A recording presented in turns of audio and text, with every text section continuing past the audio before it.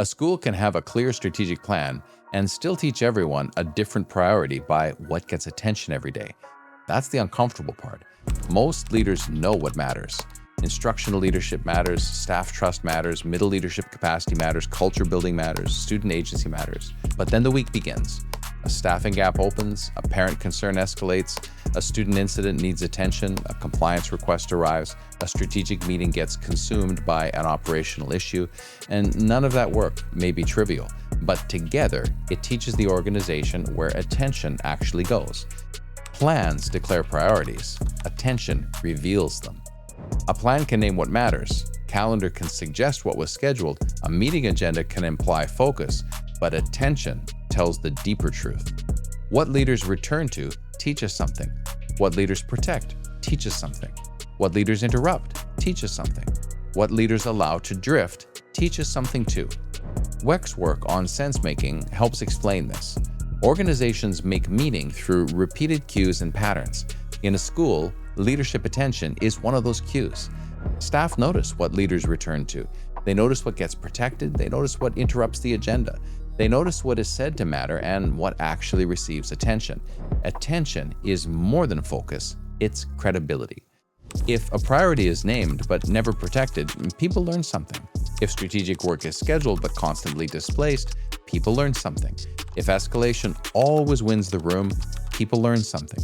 What gets attention becomes believable, and this is where the pressure becomes difficult. Urgent work often arrives with force. The parent concern is visible, the student incident is immediate, the staffing issue is concrete, the compliance deadline is explicit, the anxious conversation is emotionally compelling. Strategic work rarely arrives that way. Culture building usually asks quietly, and capacity building takes patience, trust forms through repeated attention over time.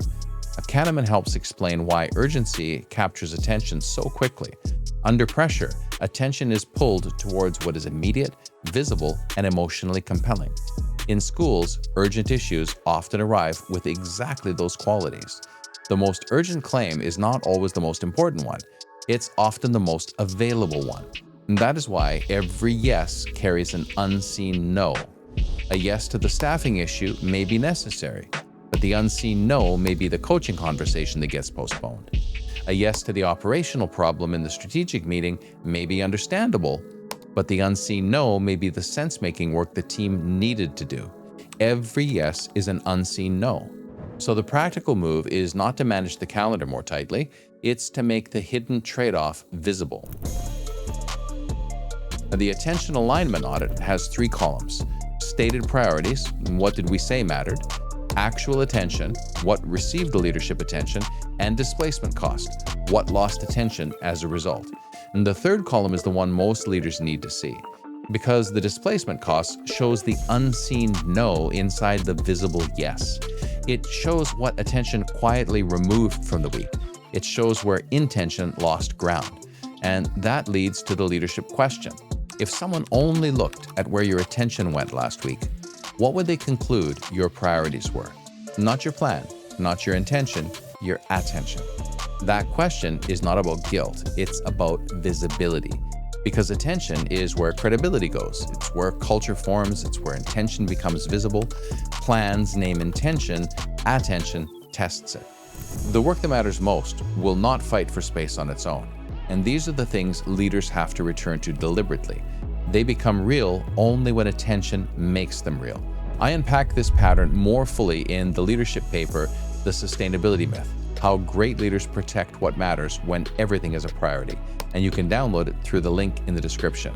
Attention is how intention becomes culture.